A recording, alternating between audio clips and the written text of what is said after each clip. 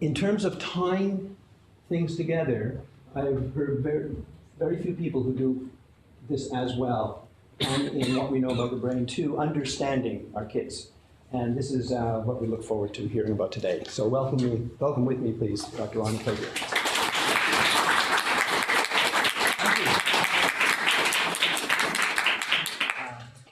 In science and academics, it's hard to find things that we can all agree on immediately.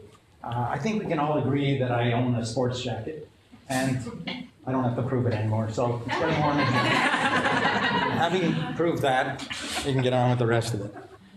And you know, Sid actually stole part of my opening in a way, because I was going to say, Dr. Sigalos and I go back a long way apart.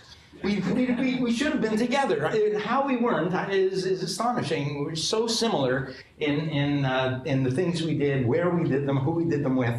But it's really a pleasure finally to be connected, and it's an honor. And thank you for having me here. A very small practical note. Some of you have mentioned to me already in a very apologetic way that you can't stay for the whole talk. Don't worry about that. If you have to go, go. I understand that. That's one nice thing about getting old. You start to understand these things and you don't take it personally. So if you must go, I trust that you have a good reason, and that's that. So, generally speaking, I will try to finish maybe in an hour and leave 20 minutes for questions, if that's okay with everybody, just so you'll know where I'm going, and we'll see how many things get said. So I thought for this talk, I'll talk about teenagers at a late level. We can certainly get into the research if you'd like, but with only an hour, it's probably a good idea to give an overview, and then we can get into details later on if you'd like. And I know also that there are many disciplines represented here. So the question I often start off with is, what do we really want from our kids? Let's say they're born and we raise them. What are we hoping for? What would we like to see them be when we feel we've done a good job? When will we know we've done a good job? And when I ask people this, they say all kinds of things, but the word that comes up more than any other is independent. I want my son to be independent. I want my daughter to make her own decisions. I'd like them to take control of their lives. I'd like to be able to, in that sense of the word, retire. In other words, step back and have them run their own life. It's not that I'll stop being their dad or their mom. I love doing that, but I want to see them go. I grew up in Montreal, as Dr. Sigalos did, and on top of the mountain, there's a lake, an artificial lake called Beaver Lake. Some of you may know it. And old men, usually, at least they were old to me when I was a kid, they're probably younger than I am now, would take their model boats that they'd worked on all winter and polish them and tighten them up and put them into the lake and cast them off. And I was always impressed by that, because there were no strings attached. They had confidence in their workmanship. And I think that we who work with kids would like to have that same kind of confidence, that we've raised these people in such a way that we can not push them over a cliff, but push them out into their life and know that they'll be okay. So making their own decisions, standing up for themselves. As kids, teenagers, well, what do you want? Well, they want to make their own decisions. They want to stand on their own 2 feet. They don't want to be told what to do. So, well, that's really good. We seem to be agreeing here. So then you go back to the adults and you say, well, what pisses you off about the kids? Well, you can't tell them what to do. They've got to make all their own decisions. I heard you just say that you wanted that. Yes, but what? But what? So what is it? Timing. It's only timing. They're not ready yet, but yes, I want them to do it, but they're not ready yet. Sure, my son should drive a car. Of course, he should drive a car when he's 47 years old. 16 scares the shit out of me. I want my daughter to have a wonderful, vibrant, full sex life after I'm dead. I don't want to see her having this wonderful sex, but I want it. So the thing is, we all feel they're not ready yet. So today, I'll list a few things that we can look for to say that they're ready. Well, this is okay. This is now starting to become. Just one thing that I wanted to insert here, though, because I might come back to it at one time or another. I was giving this talk in Dubai, and I was giving it to a very holy group of people, and I was told not to mention sex.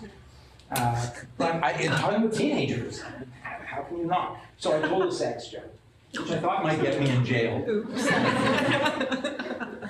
The father says to the son, "Son, it's time we learn. It's time we talk about sex." And the son says, "Sure, Dad. What do you need to know?" So that was actually a laugh. I could tell people were laughing under the covers, and it was okay after that. But then this other expert was there, and to help me out, he said, "Do you mind if I make a comment?" And I said, "Not at all." So we're talking about the brain, and he says, "Well, just when you're studying, when you're working, just think of the brain as a muscle." And I'm thinking, hold on a second. I taught anatomy for 5 years.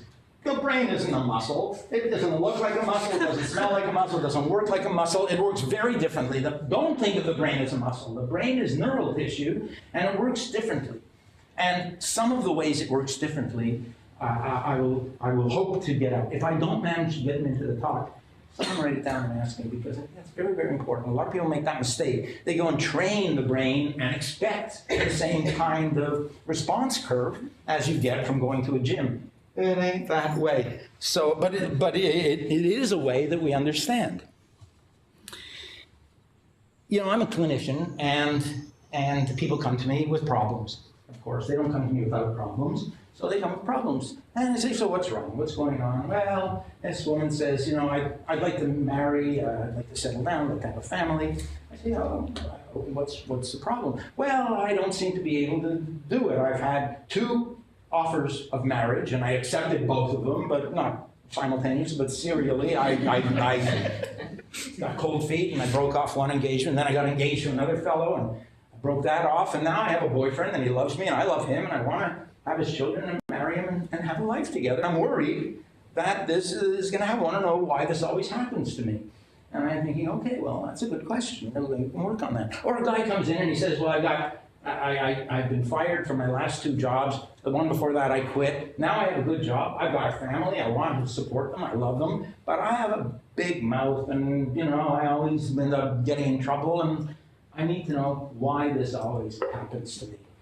I think that's a very interesting question. Why does this always happen? Let's say instead of a lecture hall, we were in a kitchen. And let's say instead of a desk, this was a stove. And let's say I put my hand on the stove and I burned it. So now I'm in pain. And you, being nice people, would probably come over to me. Someone may have some training. "Come over here, let me see that for you. Put this on, put that on. I'll go get something right away." And you'd be very nice to me. But what if we met tomorrow? And I'm talking in the same way, and I go over to the same stove, and I burn the same hand on it. And now I start to get irritated, because now I've already had a burned hand, and it's burned again. What if we met the day after tomorrow, and I went over to the same stove our 3rd time and burned my hand, and what if I said to you, "Why does this always happen to me?" So you'd know right away what you were suspecting at first. He really is an idiot. Why is this happening to you? You make it sound as though you have no part in this. For everything that we do, for every outcome, there are 2 overall, let's say, forces or causes. The things over which you have no control, the things over which we have all control. Yes, some idiot did leave the stove on. I couldn't control it. But there are all kinds of people leaving all kinds of stoves on in our lives. And that's always going to be the case. The question is, and you can ask your teenage friends about this, why do you think you're in trouble? If they blame external forces over which they have no control, they may as well wear a big sign, "Child." And don't forget, a lot of these children are saying, "You're treating me like a child." Now we have the answer. Yes, because you're acting like one. I can point out exactly how. Why else might you be in pain? What might have been your contribution? Take responsibility for the thing that you were causal in. And I think this is very, very important for a number of reasons. First of all, when we say to kids, "Yes, I'm treating you you're like a kid because you're acting like a child, and I'll explain it to you. If you say, I want to see you acting like a grown-up, then we, the grown-ups, must act like grown-ups. Otherwise, they'll start doing what we do. So you see this all the time, where kids will blame the teacher, the school, the friends, the siblings, the parents, the dog. It's always someone out there who's making life miserable for us. And then sometimes you see adults blaming the boss, the in-laws, the wife, the rat race. It's always someone out there. And I might as well say that even though they may be 47 or 67 years old, child. I'm sorry, but you have to start taking responsibility for your own contribution. And this is why. If you don't take responsibility for your own contribution, if you're waiting around for forces over which you have no control to change in order for your life to become better, it may not happen. And then where are you? You're entirely dependent on forces you have no control over.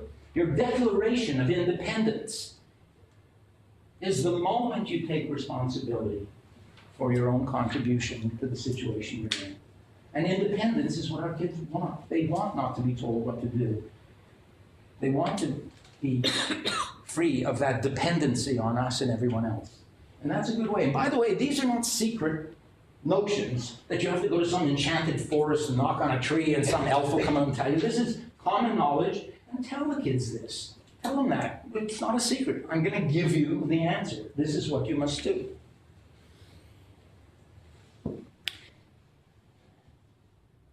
Now let's change the topic to the topic of belief, because belief it's crucial. Everything that we do is based on our beliefs. But most of the beliefs that we have are held below the level of our consciousness. There's so many things that we believe, but we don't know we believe them. And here's the kicker. Most of our beliefs are wrong. When we act upon a belief that's wrong, we get into trouble.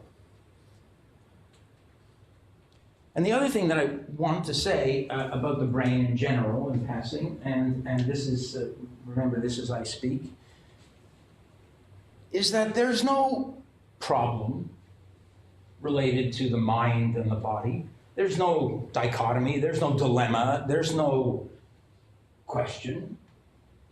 The mind is the product of the brain, just indeed as urine is the product of the kidney.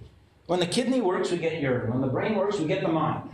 There is no mind that exists independently of the brain. At least I've never found one, and I don't think that any exists. But so many people insist upon separating those two. The mind-body issue. It's not an issue. But it is in our society, isn't it? I'll give you two examples. Mind, in Latin, is mentis, as you probably know, and in Greek is psyche. You see a guy, let's say you come from Saturn, and or a comet, now I can say, and you're looking around to see what's going on Earth, and you see some man, and he's sitting in a chair that has wheels on it. And instead of walking around like everybody else, he's rolling himself around. And the other people have to build special things for him, ramps and all kinds of accommodations for this guy. You go over to the guy and say, listen, you lazy bum, why don't you get up and walk like everybody else? What's the matter with you? Pushed around like that. You know how expensive that is? He says, what, did you just come from some comet or something? He said, yeah, I just got off. He says, you don't get it, do you? It's not for lack of trying. I have a disorder in my central nervous system. My brain isn't connected functionally to my spinal cord. I have legs, it's true, but I have no control over them. They get blood, so they get nerves and they don't wither away, but I can't move them and I can't feel them. Then how do you feel? You feel like a jerk. Oh, I'm sorry. Listen, forgive me. How insensitive. I'm embarrassed. I don't know what to say. Please, if you can possibly forgive me. You see some lady lying in bed in a dark room. The blinds are drawn. You knock on the door, you open it up, and she's crying, sobbing. And you notice one of the first things you notice when you go in the room is she probably hasn't left that room for a couple of days. It's kind of stinky and horrible in there. And you say, you look so sad. Look where you are in this dark room and you're crying all the time. Here, let's throw open the shades, we'll open the window, come on. Have a nice shower, get dressed in some clean clothes, we'll go have a nice meal, we'll go for a walk. It's a beautiful day, you'll see you'll feel better. And she says, did you just get off a comment? You don't understand, do you? It's not for lack of effort. I have a disorder in my central nervous system. Doing all those things will not make me feel better. And how do we respond to that woman in our society? We say, I still think if you got up and went for a walk, you'd feel better. Because we don't accept that a disorder of the brain, which is the mind, which is one and the same thing, is every bit the same as anything that could otherwise be called physical. A mental illness is an illness of the brain. And it should be treated with the same respect as any other illness, and it's not in our society. And until it is, we have a lot of work to do. We should roll up our sleeves and get going, because it's about time we started recognizing something that's so obvious. Another example is marijuana. That's a great example, because everybody talks about marijuana these days, especially the Canadian ads. You see health ads and so forth. Some parts of which are actually true, although they're getting a real beating up in the popular press. Some says you smoke weed, yeah. Aren't you worried? No, I'm not worried. It's not really addictive. Well, it's psychologically addictive, but not physically addictive. Oh, you mean, so it's addictive in the mind, but not the brain? Which is the same thing. You idiot. Come on, when are we going to accept that the mind and the brain are one thing? It's of the mind, it's of the psyche, it's of the mens mentis, it's of the brain. Enough is enough. Why do we have to allow this misconception? Because it's hurtful to people. Mental illness is one way of getting things wrong. That woman says, look, the reason I'm sitting here naked in the field in Brock University is because I got a message from God, and God is going to pick me up in a chariot at 2:30, and I have to be ready, but I can't have any clothes on because they'll burn off in the flight. What do you say to that woman? You say, well, listen, you're wrong. You're just wrong. That's not going to happen. That's not true. To her, it's right. She behaves as though it's right. But her behavior gets her into trouble.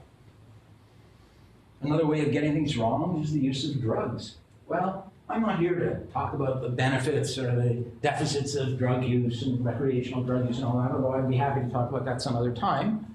But the fact of the matter is that the brain's function, if you could narrow it down to a generalized kind of thing, as silly as that may seem, would be to let us know as accurately as possible what's going on around us so that we can respond in some way that's going to be good for us. And the closer our experience of the world is to the reality of the world, the better off we are. The farther our belief about what's going on is from what's really going on, the more trouble we get into. We have to start guessing.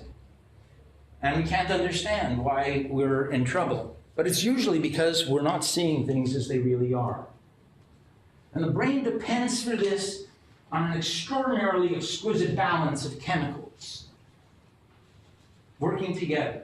The physiology, the chemistry of the brain is exquisite and precise. And if it must do its job in an atmosphere where the chemistry is changed, it's not going to do its job properly. And in fact, one could easily say that that's the whole purpose of recreational drug use, isn't it? You're not going to go to some party and some guy says, here, take this. And you say, why? What is that? Oh, it's a drug. Well, should I take it? Yeah. Well, how's it going to make me feel? Exactly the same as you felt before. You're not going to know what you think. How much is that? $25. See if I got this right. I'm going to give you $25. I'm going to take this and I'm not going to do anything. I wanted to do something. I want to experience things differently from when I didn't have. The brain, if it could talk, say, no, don't do that. That's not right. That's not dangerous. Because everything you're going to experience is going to be a little different from reality. And the farther you go from reality, the more trouble you could be in. I don't want to guess if the light is red or green. I don't want to take a chance. I need to know. And the more I know, the safer I am. In fact, this need to know, this curiosity, is probably the most powerful of our motivators, along with eating and reproducing. Knowledge. Knowledge, or the quest for knowledge at least.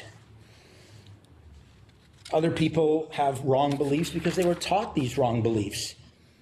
Racists have wrong beliefs because they were taught. See that person over there, she's female, she's inferior. Really?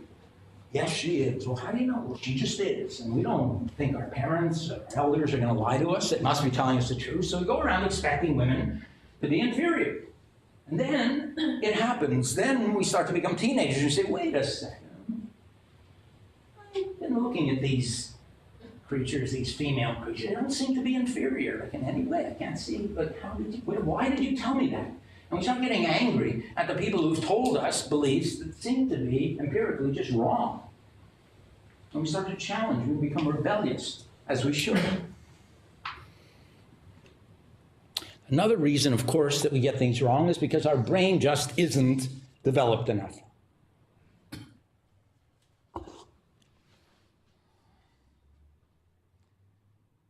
I had a nice conversation just about a week ago with Vice President of Research at Brock. And he was telling me that when he was much younger, he was traveling in Switzerland, and he had a sit-down meeting with Jean Piaget. I was so impressed. I thought he met Jean Piaget, like the real Jean Piaget. I mean, most people wouldn't care. You know, all right, if he met Aristotle, that's good. I was impressed. We psychologists are very impressed. Piaget was a terrific mind, a real genius, in my opinion. You may not agree, but I think he was. And he told us things that seem to have borne out over time. Many things. There's one analogy that I like to use, and it's called, I call it the 3-8-14 analogy. You say, well, say you take a 3-year-old or a 2-year-old, 2-year-old, and an 8-year-old and a 14-year-old, and you do the conservation of volume experiment. So most of you know this one. So I'll just go briefly over it. You take 2 glasses of water, the same amount of water, you pour, and everyone agrees that they have the same amount of water. Then you pour one into a tall cylinder, the other one into a short bowl, and the 3-year-old is fooled. He says, now there's more over here. The 8-year-old says, you're so stupid, but he's not really stupid. And we wouldn't call that 3-year-old stupid, we'd call him cute. Oh, he's so cute. We can say, he's stuck with it. Can he tell? You can't tell. Why? What's volume? Volume. You know, we measured this in math class when we were 9 years old. Length times width times height. 3 dimensions. So what does that tell us about that brain? It just doesn't live in a 3-dimensional world exactly yet. You can tell someone about a dimension, but you can't make them understand what it is. So we just have to wait. A year, maybe 2 years. They'll say, oh yes, that was dumb. You say, no, it wasn't dumb. You were just too young to understand. We don't call those people stupid. We don't get angry with them for not understanding the truth that's so obvious to us. Or so you send that kid to bed, and then you say to the 8-year-old, listen, I really like your friend, Anna. Anna's terrific. But I'm a little worried because you're always over at Anna's place, and Anna's always over here. And I'm a little bit worried that maybe you're putting all your eggs in one basket. The kid says to you, or wait a second, hold on a second. Are we talking about Anna or eggs?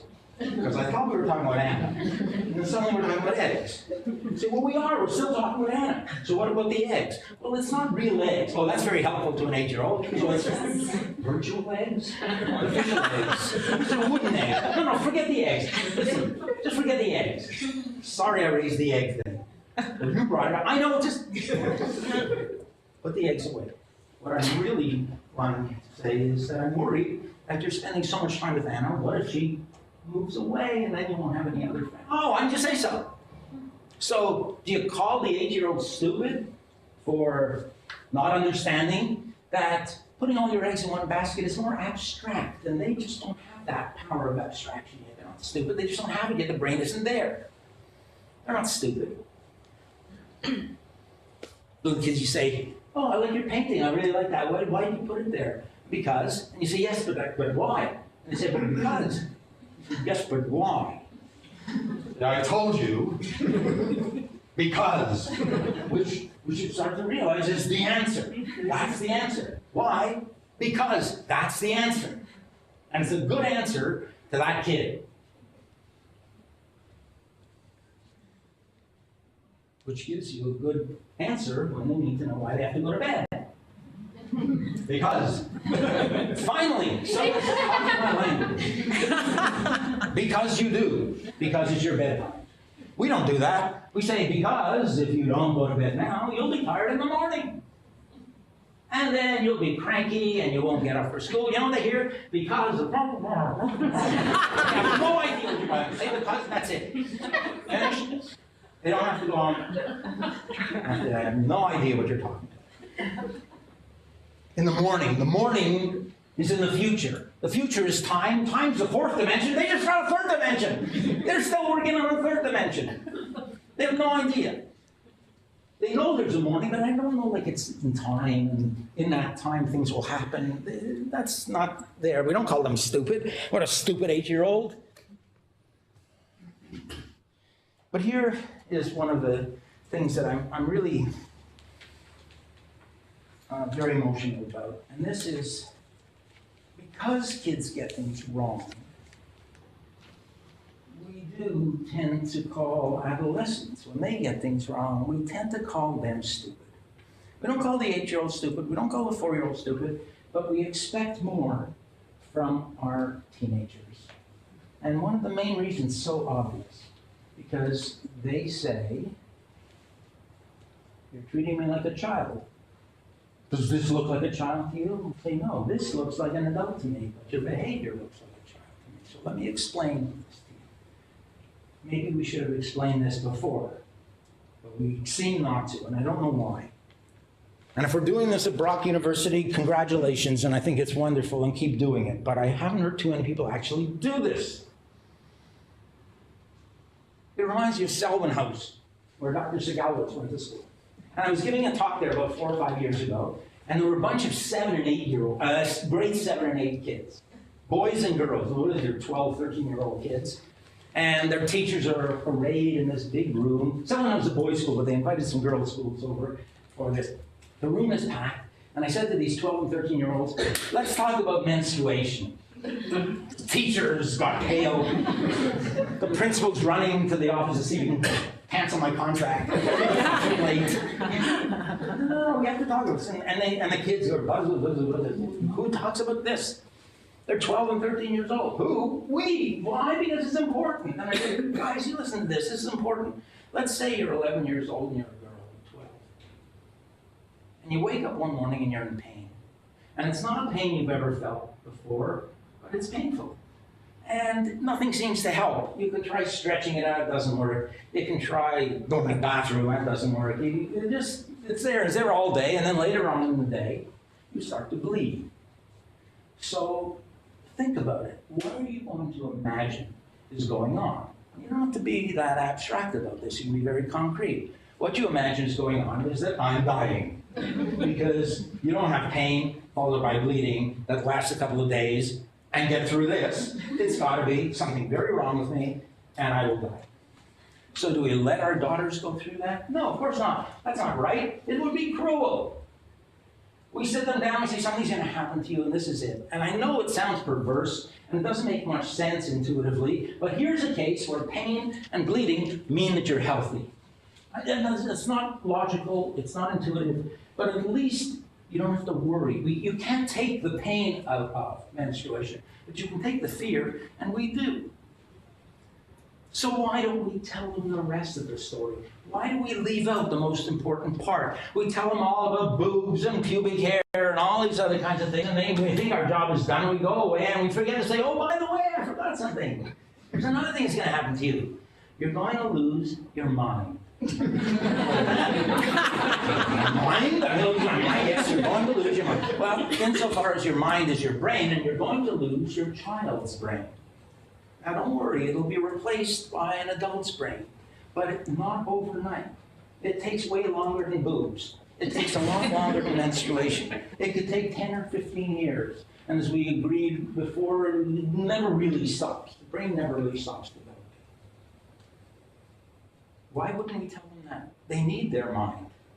They need that mind. They need it for everything. It tells them where they are and what to do about it. That's what the brain is for. Suddenly, they're dropped into a world where they don't know anything for sure anymore. And they need to know. That curiosity is still there. And very often they'll come to us and they'll ask us questions like, why do I have to go to bed now? And we say to them, because you do. Wrong. That's okay for an 8-year-old. It's not okay for a 12-year-old. Because they're going to say, but I don't think I do. Because there are other ways to explain this. And there are other times when I can go to bed. And it won't turn out badly. So I'm going to ask you again, why do I have to go to bed now? And if we persist in this authoritarian, dictatorial decree, our kids will get a little bit angry. They might become, rebellious, perhaps. And maybe have a lot of attitude, and maybe they'll stop even asking us because they're not getting a very good answer from us. They're getting a child's answer to now what is now a grown-up question.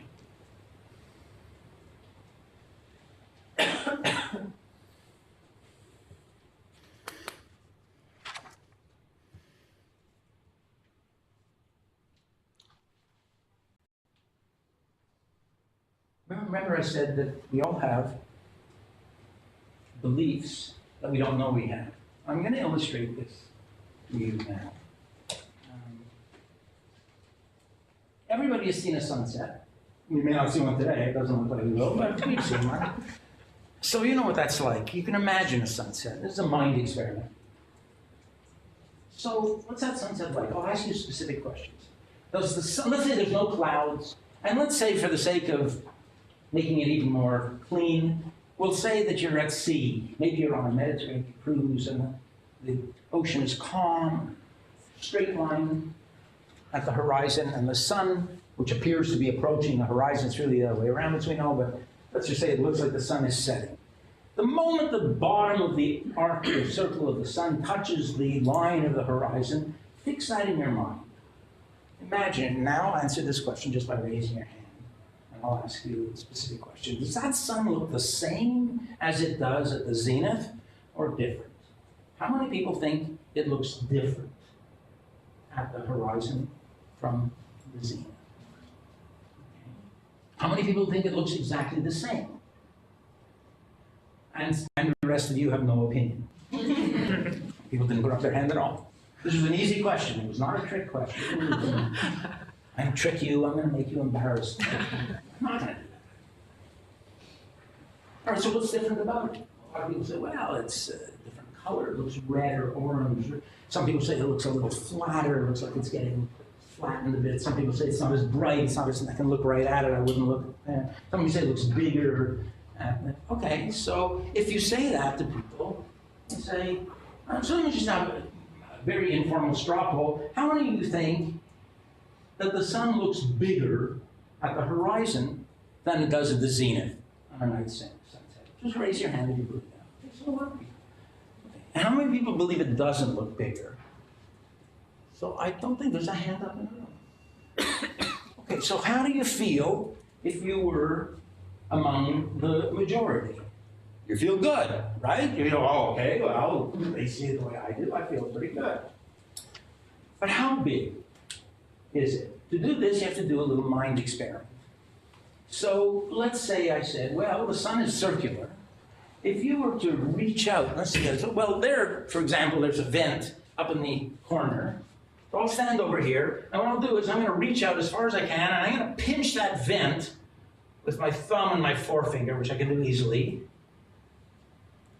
So my finger's about, I don't know, maybe 3 centimeters apart now. And if I sort of say, okay, I'm going to hold something spherical or circular that's about 3 centimeters in diameter, what would it be? Well, it might be a ball bearing. It could be, let's say, a golf ball. I think that would be a little too small for a golf ball or something like that. Has everyone got that idea? Now in your mind, reach out and grab the sun as it's setting from the horizon and tell me what would be comparable, equal in size to that setting sun.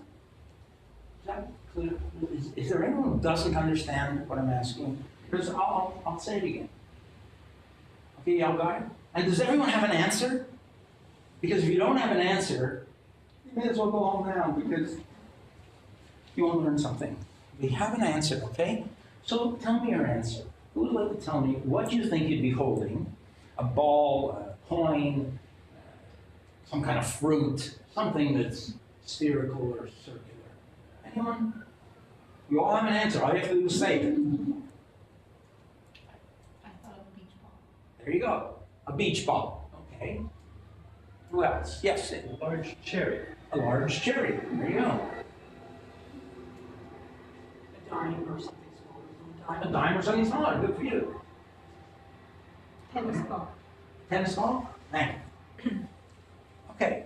4, we have to assume intelligent people, experienced people, people who have seen many sunsets, seemed to agree that it looked larger on the horizon. No one disagreed, so they felt good about themselves. Now, they see that not everybody sees it exactly the way they see it, and they can't blame it on stupidity.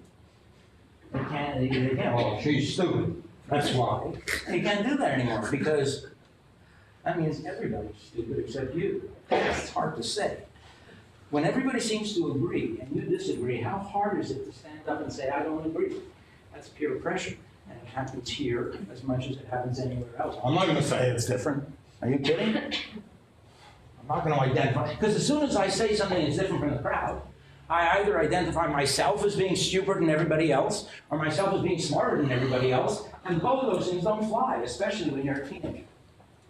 It's very hard to do. So how do we get our kids to say what they believe and not just go along with the crowd? We'll get to that in a minute.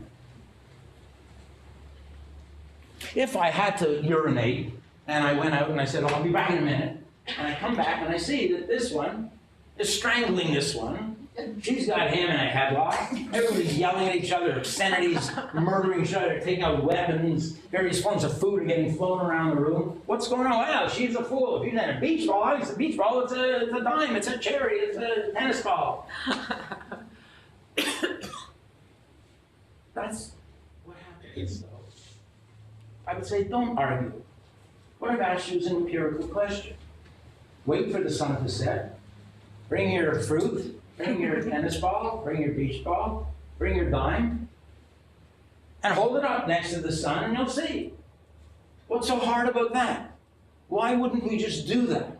And yet, if I had asked a different question, a question about God, let's say, and what God intends for us to do in the world, and I left to go pee, and I came back and everybody was murdering each other, I'd say, yes, that's exactly what's going on today in the world. And there have been hundreds of people today, this very day, and yesterday and tomorrow, who will be murdered by other people for no better reason than they just can't stand to have anyone else in the world who, looking at the same thing, sees it differently. And that's just plain stupid. That's just plain wrong. Haven't we had enough of that? Can't we rise above that? Evidently not. That's major disappointment for us who revere studying. By the way, if you were to hold a single strength headache tablet, less than half the diameter of that dime, that's the size of the setting sun. Remember this moment. Now, I was listening because I had a feeling this would happen. You probably weren't listening, but I was listening, and I heard it, and it was a very explosive sound. It was the sound, what a great sound. That's a very important sound. That's the sound of a human being changing their mind. Saying, oh, that's interesting. All this time I had a belief I didn't even know I had. Now I find out that I was wrong. What am I going to do? Hold on to that belief? Kill people for that belief? Or change my mind? which, by the way, are 3 words that describe learning perfectly. Realizing what I knew, or thought was true, what I believed was true, wasn't exactly true. I can change my mind. I don't have any problem with that. Many years ago, Brian Mulroney was Prime Minister of Canada, and Jean Chrétien was the leader of the opposition. Brian Mulroney suggested free trade with the United States of America. Chrétien got up and opposed it vehemently, strongly, and articulately. 1 year later, Chrétien is the Prime Minister, and he's proposing free trade with the United States of America. I remember this because people said he was a flip-flopper, that he had changed his mind. And I said, no, he didn't change his mind. He changed his job. Because when he went back from opposing Mulroney, he went to an office that said very clearly on the door, the office of the leader of the opposition, whose job it is to oppose, to stand up at the highest level of government and say to the government, you are wrong, and this is how you're wrong. And not worry about being shot or jailed or exiled or ridiculed. Opposition is the hallmark of democracy, which we hold up as the greatest form of government in the world. We want, after we propose to do something, someone to get up and say, you're wrong, I don't agree, I oppose. We say we do, but when it comes to raising teenagers, when it comes to families, when it comes to schools, churches, buildings, all kinds of governments, we don't seem to like opposition very much, do we? Because we ridicule our opponents, we don't listen to them, we bowl them over. What happened to democracy? I thought you liked it. Why don't we teach our kids to oppose respectfully and constructively? Why don't we give them a voice and empowerment so that they have a feeling that they can control some part of their life instead of feeling disempowered all the time? Why wouldn't we do that? I don't know. I don't know why we wouldn't.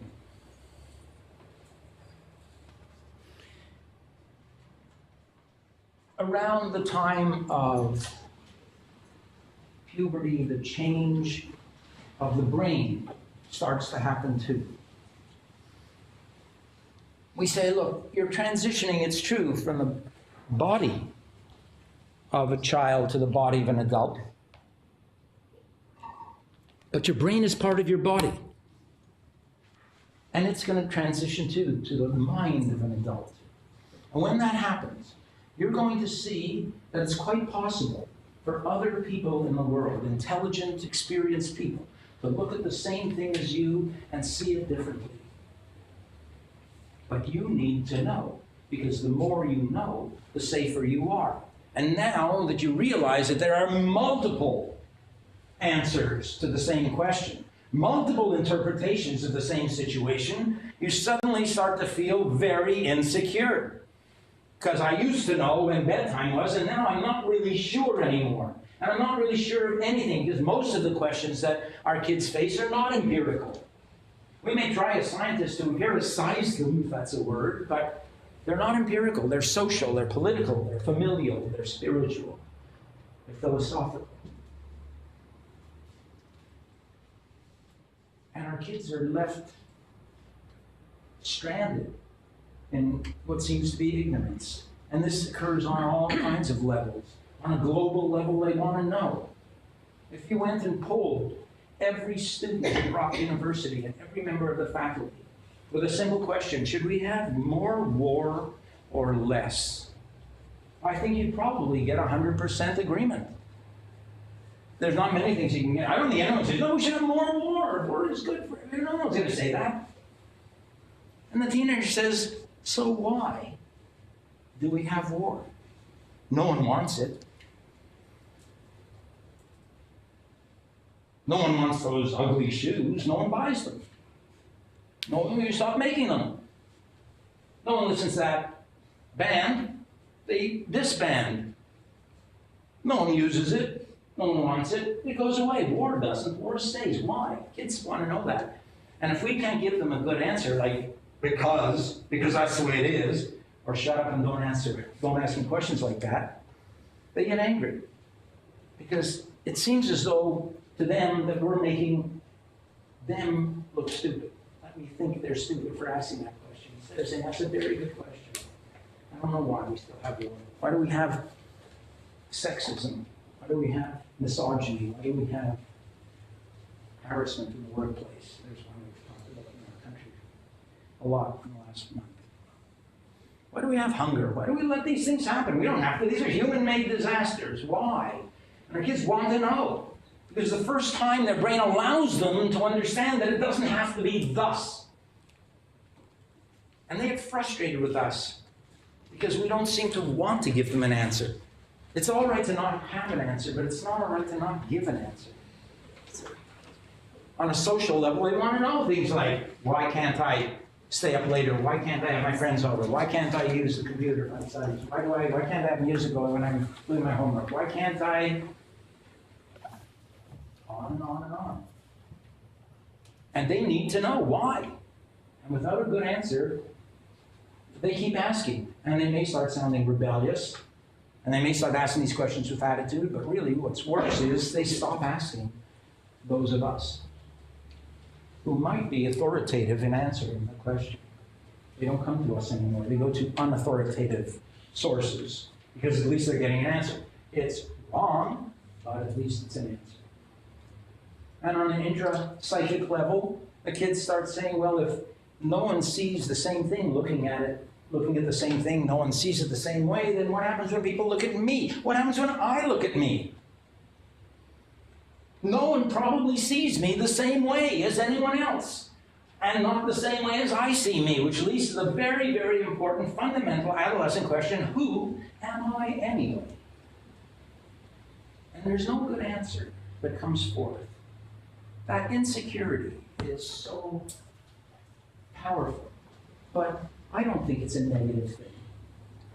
If we tell kids about it, if we warn them it's going to happen, you can't take away the pain of growing up, but you can take away the fear, just like we take away the fear of menstruation in our systems.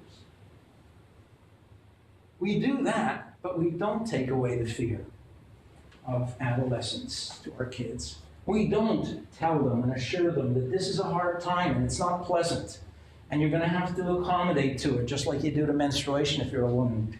But it doesn't mean there's anything wrong with you. We don't do that when it comes to the mind, when it comes to the brain. We don't do that for our kids.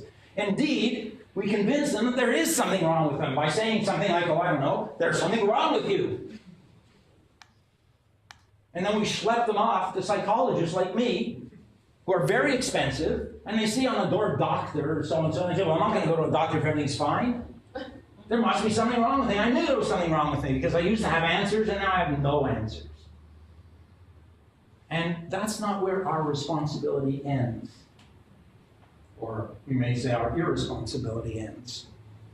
Our irresponsibility continues because not only do we convince our kids that there's something wrong with them at this point and they shouldn't be that way, but they should.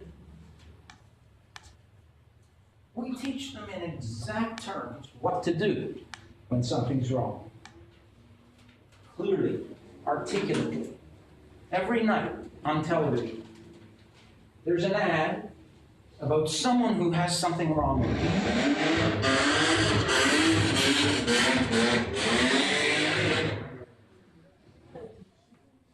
I think my car was just stolen. I'm not going to do anything about it now. Just have to. Yeah, someone's got something wrong with him, right? He's got a headache. He's got a cold. He's got pimples. Something wrong. Remember that ad on TV? There was an ad many years ago. Some guy sitting in a bus stop. And he's sitting there, and he's looking very good. Very handsome indeed. He's tall. He's got all his hair. He's wearing a nice suit. He's sitting there at a bus stop. Another guy comes over, and he's short and bald. And he doesn't have an expensive suit on. And he's not that good looking. And he sits down next to the good looking guy and he says, I have a terrible cold today. I don't know. The other guy says, in his best Peter Mansbridge voice, well, I have a cold too. You have a cold? How could you have a cold? He says, yes, but I, you see, took fill in the blank. Contact C, Robitussin. I took something from my I took something from my cold. You fool. You could be smart and good looking and tall and have all your hair just like me. If only you use drugs when something's wrong. That's the answer. We get it drilled into us. You're stupid if you don't use drugs when something's wrong. That's the message we give our kids. Then we tell them there's something wrong with them, and they start using drugs. And we're surprised. We're shocked, we're horrified, we're scandalized. We think it started with some guy in a black coat named Raoul in the back of the parking lot. We did that to them. We convinced them it's a good idea to use drugs. And the irony is, of course, it's not a good idea to use drugs. We're at that age. It's not a very good idea at all, because then you're changing the biochemistry of the laboratory, the brain, in which the brain is transforming from that of a child to that of an adult. And if you change the recipe during the process of a cooking endeavor, the product doesn't come out right. Everybody knows that. The brain is excruciatingly specific about what chemicals should be there and what chemicals shouldn't be there. It's like a bouncer. It says, oh, you don't in. But what if it does? Then the brain's got to take care of it. It's got to spend some of its time getting rid of it. And maybe it changes how we experience things during a very important time. And there are data on this regard. I'm not saying it's all or none, and it isn't.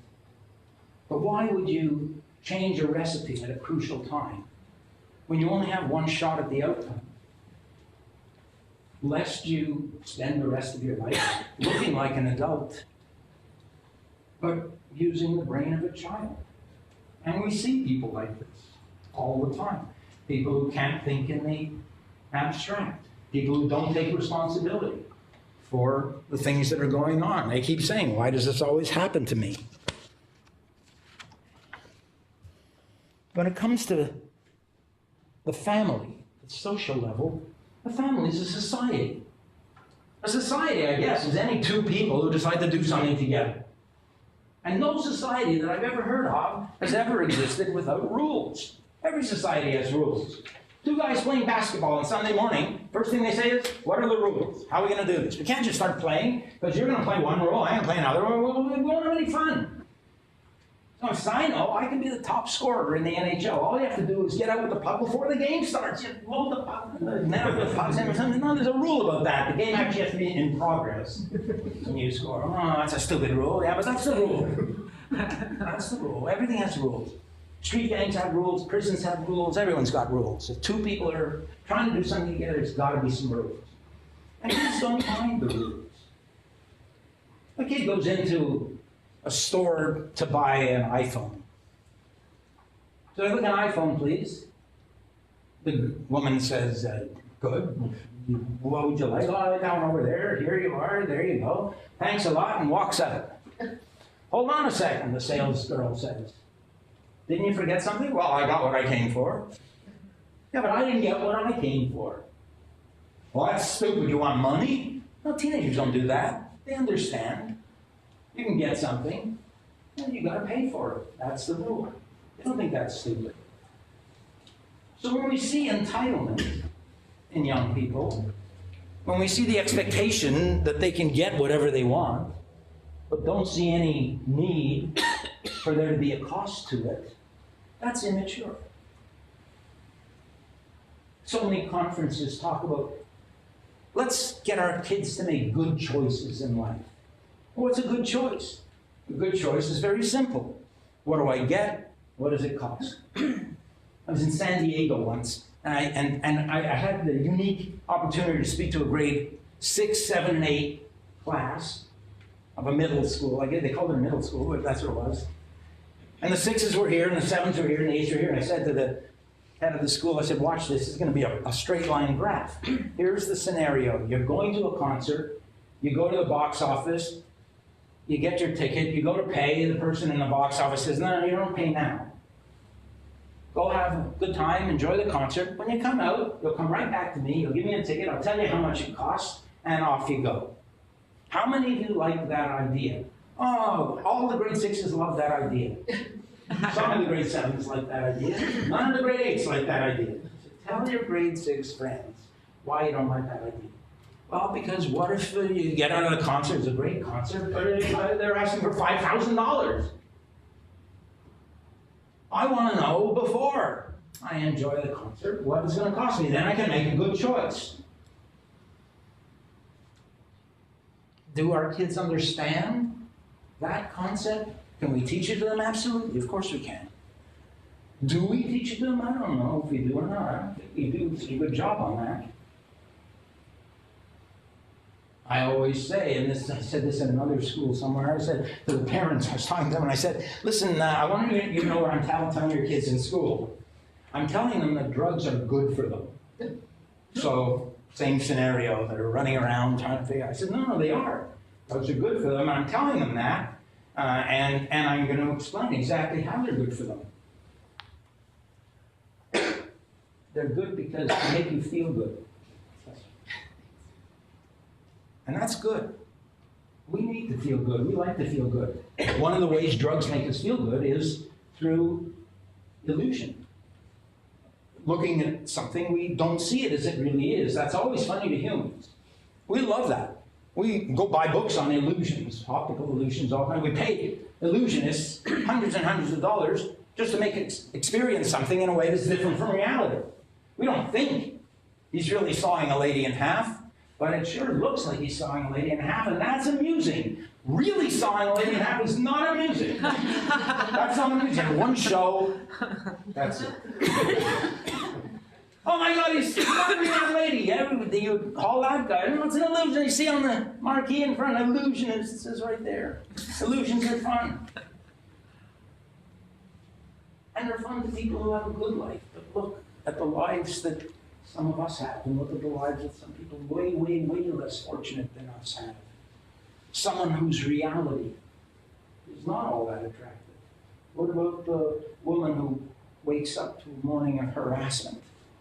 Or the guy who runs into bullying, or war, or hunger, or disease, or some other lovely form of human-induced terror? Who could really, among us, blame that person for being attracted to a substance that allows them to see the world in a way that's different from reality? I don't think I have an easy time telling them they shouldn't do that. The problem is there's a price. What you get for drugs is a lot. The moment we leave that part out of a discussion about drugs with teenagers, we lose them. They don't want to hear from us anymore. We think they're stupid, and they get angry, and they should, because they're not stupid. They get a lot, but there's a cost. And if they don't know the cost, how can they make the choice? So for 30 years, I've been going into schools and all kinds of organizations around the world, just telling people the cost. I'm just telling you the cost. How can you make a choice? This is what you get, and it's a lot, but you pay a lot. So only you will know if it's worth it or not. I'm a visual artist, and when I paint, I often, when I can, and that's most of the time, get into a kind of zone, a neurophysiological zone of concentration. My wife knows this because if she calls me for some reason, I could hit the ceiling. I'm so focused. That's when I'm doing my best work. That's when we do our best studying. That's when we do our best work. When we get into this zone of concentration. If the phone rings and we answer it, if there's a text message and we pay attention to it, if someone calls and says, you've got to look at this on YouTube right away, and we do, we break that zone. We leave that zone. And it takes a while to get back into it, much longer than the text message took, or the phone call, or the YouTube video. We spend most of our time studying outside of the zone if we leave our devices on during our studying. And that leads to poor learning. So why wouldn't you tell people that? You can do what you want with it, but that will not give you whole study. That won't give you whole learning. That will give you partial learning. And if you're competing for a position in the university or a scholarship or a part in play or a place on the sports team, you need your whole brain. That myth about us using, 1/10 of our brain or something like that, no one ever believed that. No one who ever studied the brain ever believed that. I figured I'd trace it down to a guy, Phil, in Pittsburgh. He said it, and everybody said, well, that sounds good. And everybody starts believing it. But we need all of our brain all the time. Now we have fancy imaging to prove it, but we didn't need that. We knew that. I wouldn't be surprised if Piaget was the one who said that.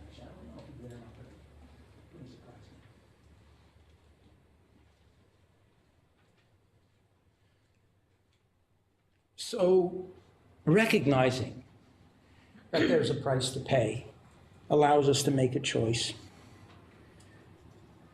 And when it comes to that fourth dimension, here's where democracy comes in. So I would suggest to people who deal with teenagers to make it as democratic as possible. Don't tell what the rule is. Here's an example. I'm going to move that over there. The father says to the daughter, where are you going? I'm going to a party. Okay, well, when do you come home? I'm coming home at the end of the party. When's that going to be? Well, it'll be around midnight. Okay, how are you getting home? Well, I'm going to take the subway home. Well, I'm not comfortable with you on the subway at midnight. I don't want you taking the subway at midnight. She says, why? He says, because it's dangerous. Now, what's wrong with that answer? Because it's dangerous. Doesn't seem like anything's really wrong with it, right? He's a concerned dad. He loves his daughter. The question is, how does he know it's dangerous on the subway at midnight? How does he know that? He just made that up because it sounded good. It seems like it would be dangerous. But is it? He's being an authoritarian. I suggest he be an authoritative source of information. Call up the subway company, call up the police, and say, my daughter wants to come home at midnight. When is it most dangerous to travel on the subway? They'll say between 9 p.m. and 11 p.m. It actually gets safer at midnight. Daughter calls the dad, says, I'm coming home. When are you coming home? Oh, I thought I'd come home around 10 o'clock. Oh, no, you don't, young lady. You wait till midnight to get on the train because it's dangerous. That's more authoritative. And that's listened to much more. So our kids say, well, you may be wrong. And we may be wrong. So, empathy. Realizing that we don't always know everything. And that other people have views and beliefs that may be worth listening to. So important. There's an exercise that I won't do now because of time, but I'll tell you about it. If you say to people, what are 3-year-olds like? What are 3-year-olds? Good, healthy 3-year-olds. You get a lot of answers like, oh, they're very cute, they're very talkative, they want to get into everything, they want to touch everything, they want to do everything. Okay, why? Well, suprasegmental control. Suprasegmental, I know you were just dying to get that out for a second. Well, many of you know what I'm talking about. Prior to that, the brain wasn't really functionally hooked up with the spinal cord. It's there, it can see what's going on, but it can't do anything about it. So a lot of behavior was reflexive. And no place is this more evident than in the bowel and the bladder. The bowel and the bladder fill up, they send a message to the spinal cord, we're full. The spinal cord says, I'm just the spinal cord. Empty. It's a reflex. Right here, the brain says, right here, because I can't make any decisions about this. So you need a diaper. Who wears a diaper? Babies wear diapers. And people my age. But it's not even go there. Just talk about babies. The distal musculature is not quite there yet. It's not innervated yet. So we can't grab onto things like a glass or a cup of coffee. We need the top on it to prevent it from spilling when we knock it over.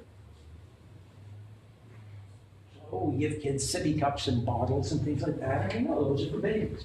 Then around that age, it happens. It's okay, don't just empty over here. Go upstairs, sit on that bowl over there now, empty, everybody's happy, and off comes the diaper, and the kid is so proud, because according to that kid, there's only two kinds of people in the world.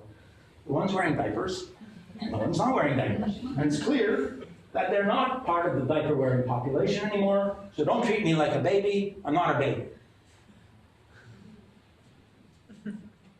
So let's say your teenager is babysitting for one of these wondrous kids, and he says, stay where you are, I have to go answer the phone. And he gets up and he goes and he answers the phone, comes back, the kid's gone. The kid, and front door's open, the kid is toddling down the street toward the traffic. Ask the teenager, what would you feel at that moment? The teenager will say, without hesitation, angry, panicked, guilty, responsible, mad, all these things. All right, what would you do? I'd go and get him. You'd go and grab him? Yes, I would. And what if he didn't want to be grabbed? Well, I'd grab him anyway. And what if he said, I hate you? Would you let go? No, I wouldn't let go. What if he said, I'm going to see that you never babysit on the street again? Would you do anything about it? No, I'd still take him back to safety.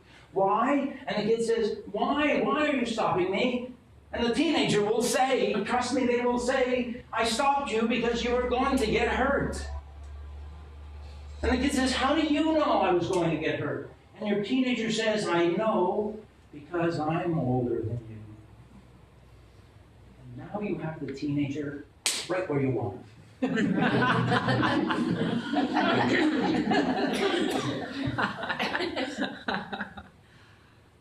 You saw a danger that the younger person didn't see because you're older. Me too. And you wouldn't shirk your responsibility. You did what you had to do, even though you were unpopular for doing it. You did the right thing. I'm very proud of you for doing that, but you see, you may think because you've got all these external signs of being a grown-up that you are a grown-up. But I'm not looking for those things. That's not what tells me you're an adult. What tells me you're an adult is your behavior. And the brain takes a lot longer to develop than those other things do. And you're still in the middle of that. And when you do things like bully kids at school, when you're not so kind to other people, when you make fun of the girls, when you don't study, when you go out drinking on the weekends, I see that the same way you saw it. Panic and guilt and anger and responsibility. And I will run and I will stop you if I can. And you won't like it and you'll call me names, but I'll still do everything I can to stop you from doing that. And don't tell me you don't know what I'm talking about, because you just said you would do the same thing. And it's the right thing to do. Because I see a danger that you can't see yet. You're still developing that fourth dimension. You're still developing a recognition that there is a future. And in that future, there are consequences to the behavior you're doing now. And until you can see that for yourself, I will have to be your eyes and ears and brain. Because I can't let you find out the hard way. That sense of empathy and all of the other things I've mentioned are really what we're looking for. But it's not easy. We live in a world that's very busy. We have more things to do than we have time for. And because of that, we sometimes take away the time that's needed to raise our young people properly. We leave it to other people, counselors, teachers, friends, coaches. That's our job. And that takes time and that takes effort, and that's costly. And we often don't feel that what we get is worth the price. We don't behave as though what we get is worth the price, but I promise you it is. We have to pay the price. The story that comes down through the ages of rats running through the town of Hamlin, and the people didn't know what to do, so they called in wizards and sorcerers and magicians. They came up with spells to get rid of the rats that they couldn't. One guy comes and says, well, you can get rid of them, but it's going to cost you. You're going to have to pay. They said, well, it's worth it. Whatever it costs, we'll pay. So, remember, the Pied Piper gets rid of the rats. The people refuse to pay. And an entire generation of children is lost. Listen to that story. Remind yourself that what we get is worth the cost. If we put in the effort now, we'll have a generation of kids of whom we can be truly and genuinely proud. Teenagers are wonderful organisms, you know. All you have to do is go through a high school or university, if they're still teenagers in university, which a lot of them are, and look at what they're doing athletically, artistically, intellectually, socially. They're wondrous creatures. And the more we acknowledge the good in their behavior, the less we blame them for things of which they're really not responsible, and indeed we are responsible in many cases, we'll lose a generation of kids. That's all I'd like to say formally. I've gone over about 10 minutes. We still have about 10 minutes in our phone question. I think I'm here until dinner, so I'm going to stay. Does anyone have any questions they'd like to ask now? Let me just say that we have time, we have the room, and if you have to go, you go. But first, thank you very much. Oh, my God.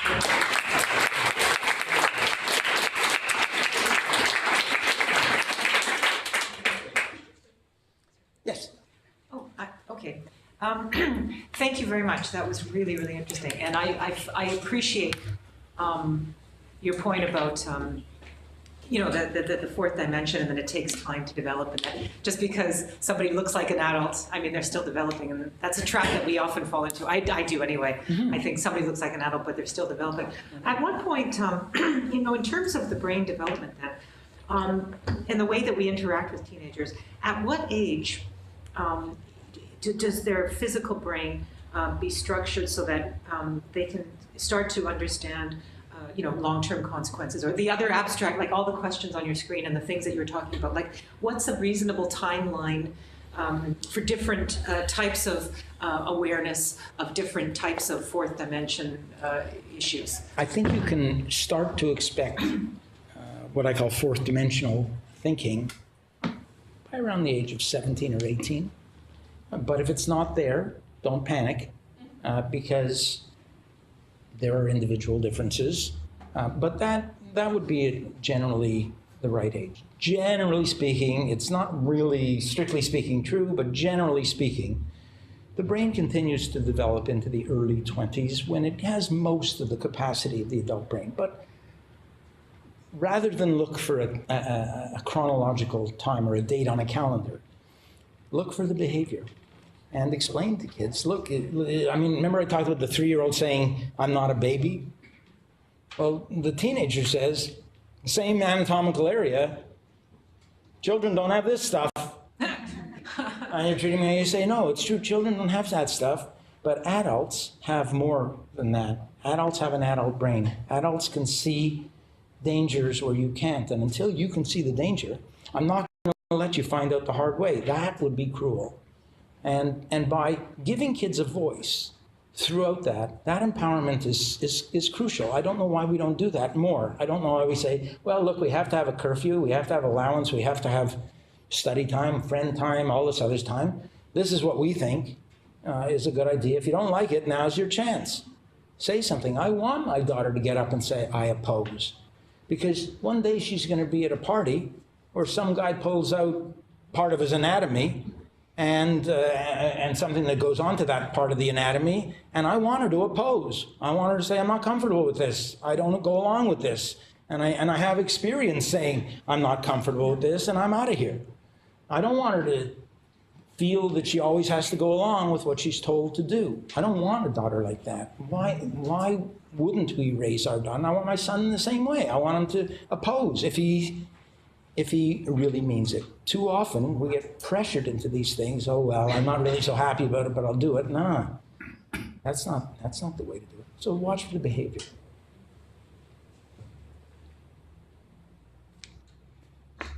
So you're describing, if there can be such a thing, the stereotype teenagers progress through, and we all know there's variations, obviously. Sure.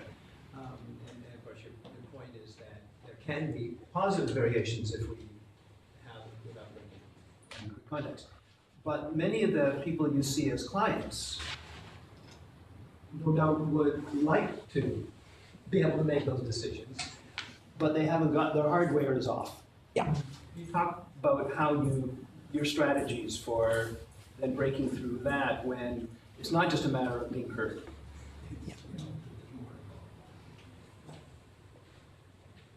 I don't know, you probably know way more than I do about this, and it may be that I'm the least knowledgeable in the room about this. Remember David Hubel and Thorsten Wiesel, who did that study in the, I think it was the mid-60s, it came out in the later 60s, I think, from Harvard. And what I'm talking about is deprivation of certain input to the developing brain caused a rather long-standing blindness to that input, regardless of the restoration of brain function after that, or the residual brain function, but something was missing. There was a blindness. It's always occurred to me that being raised in an atmosphere where love was not there, or kindness, or generosity, or a willingness to listen, can create a very comparable kind of blindness to that. And it's exactly what you were suggesting, is that the equipment just isn't there. So they wouldn't know if it was an act of kindness or love. They can, like truly visually blind people or auditorially deaf people, they can do the things that look like it. If I had no hearing, but I knew that there is such a thing as hearing, and I knew that if I moved my mouth and pushed air over my vocal cords, I could make sounds, although I don't know what they are. To me, they just feel like vibrations, but that's pretty close. And if I said, Sid, would you get me a glass of water? If you got up and came back with a glass of water, I'd think, oh, I must have said the right thing, but I still have no idea what I said, and if I never know if I'm doing the right thing.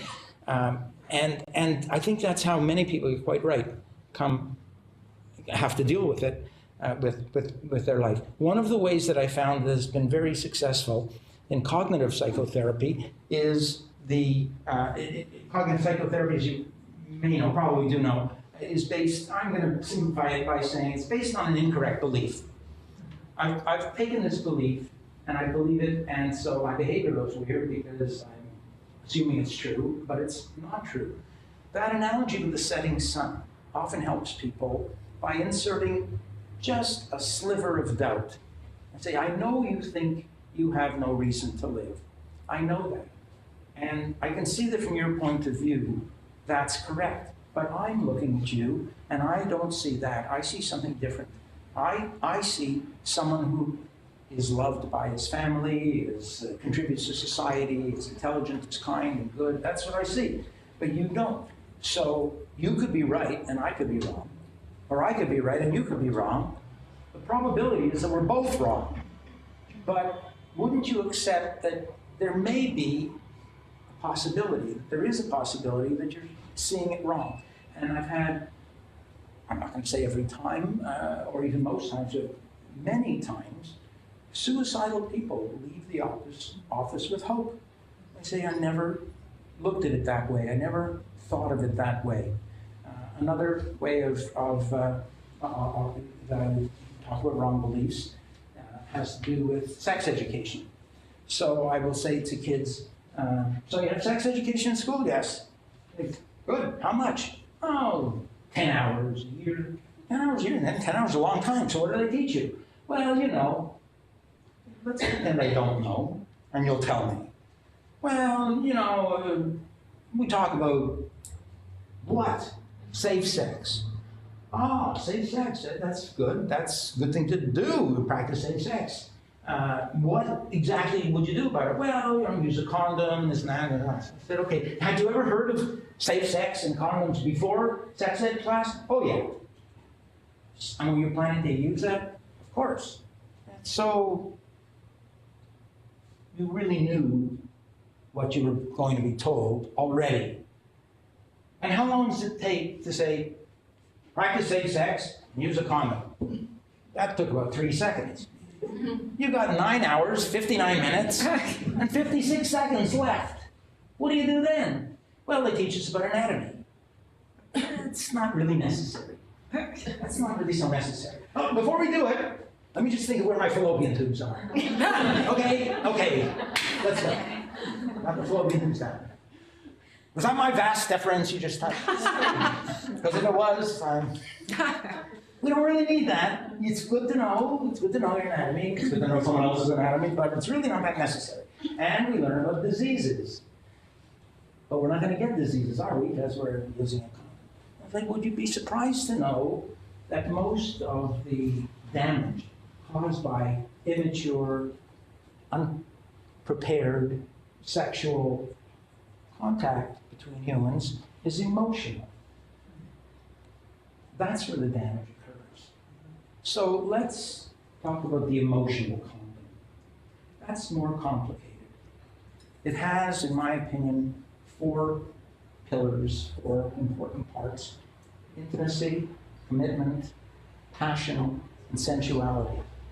When people who are having relationship problems because of some lack of experience or training, those things give them hope that it's not all lost, that they can actually learn. Here's an example of what I mean. I'll say, and this came from a talk that I was giving actually in Istanbul once. I know it sounds like I've been everywhere, but I was actually in Istanbul, and I was called there to give 2 lectures. One was going to be a very cerebral, scholarly lecture at the University of Istanbul, and it was very highfalutin. And then the next one, the following evening, was going to be a talk on sex in a nightclub to a bunch of young adults in a nightclub, the supper club in Istanbul, right under the bridge that goes from Europe to Asia. It's right under there. And the thing about the supper club is that you go in there and you're welcomed at the door, and instead of a table and chairs, it's an entertainment. It's like an amphitheater.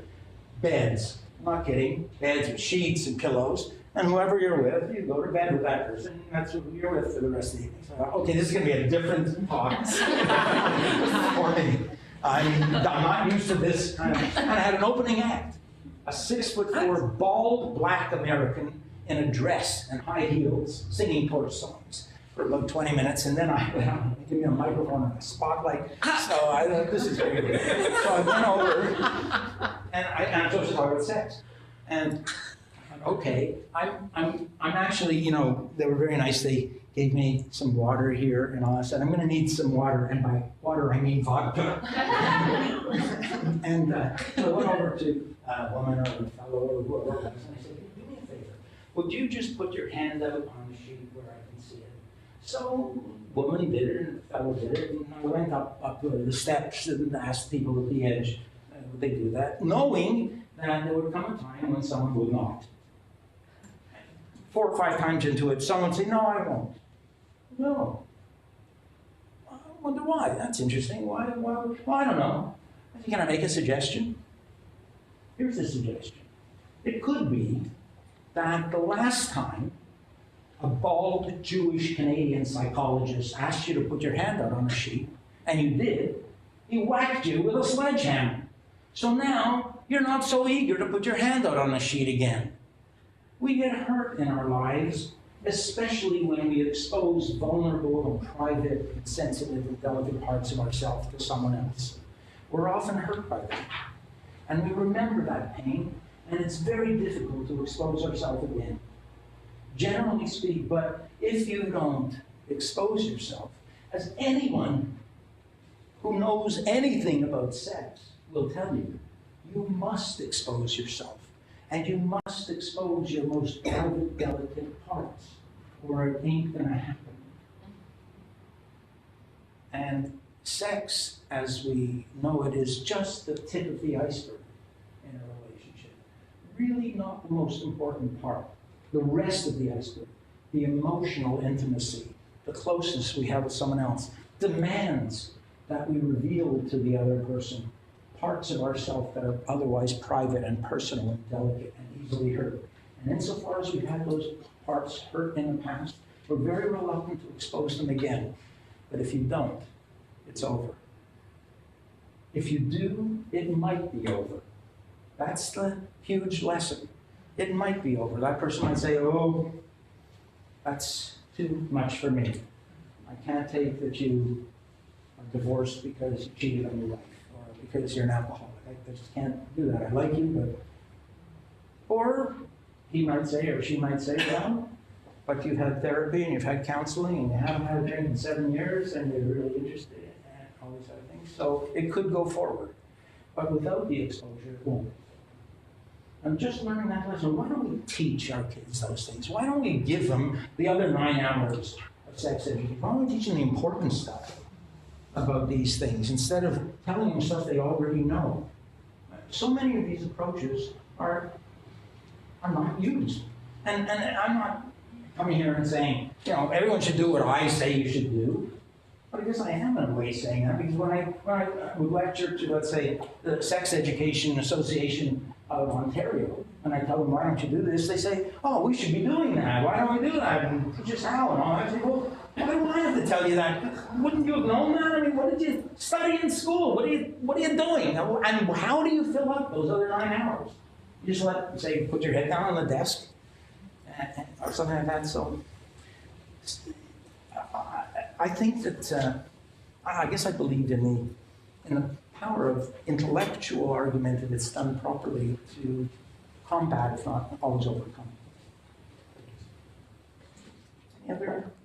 How did the audience react when they said, oh?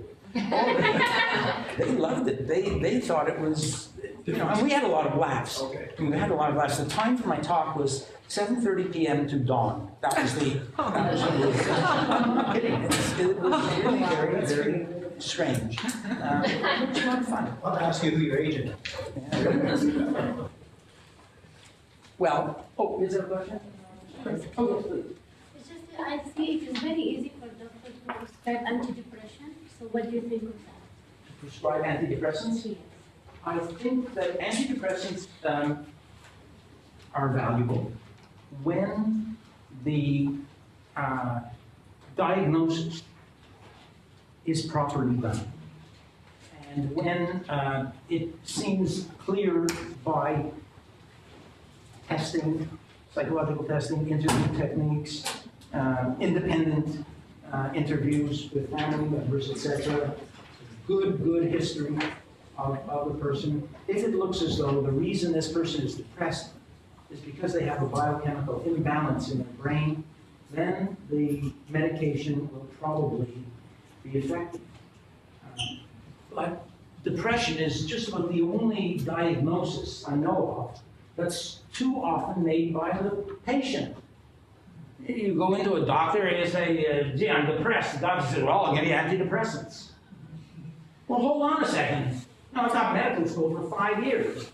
Are you leaving something out? Like, oh, I don't know, for example, an examination? How about that? Why wouldn't you examine me first? Imagine you go into a doctor and you say, Doc, I haven't been feeling that well. I'm pretty sure I have idiopathic panleukopenia. Well, you ought to know. Do the surgery right away. No, you examine them first. A lot of people don't do that. They just accept. Because there's so many reasons you can be depressed, including normal and healthy reasons. If I said, let's say this woman over here comes in and says, I'm depressed. I say, yeah, you really look depressed. What's going on? Well, let's smear it on, why don't we? My husband walked out on me with a 27-year-old, I lost my job, I found out I got a terrible disease, and I said, oh my God. And I'm not trying to be funny when I say that. Those are depressing things. If you came to me and you said, my arm is really sore. I don't know, my arm is really sore. I said, well, roll up your sleeve, let's see what's going on. You see a big cut there. No one's surprised. You say, oh, well, you got a cut. Yeah, you shouldn't be surprised. Pain is something we don't like, but it's a good thing to have because it tells us something wrong. And it gives us two very strong imperatives. Stop doing what you're doing and don't do it again. So we learn from our pain. And even though we don't like pain, none of us in this room would probably opt for a life in which pain didn't exist because we know it's valuable. Well, depression is emotional pain that is the normal brain reaction to painful situations. So no brain dysfunction exists. The brain is working properly, don't medicate, because you'll create an imbalance and then you get into trouble.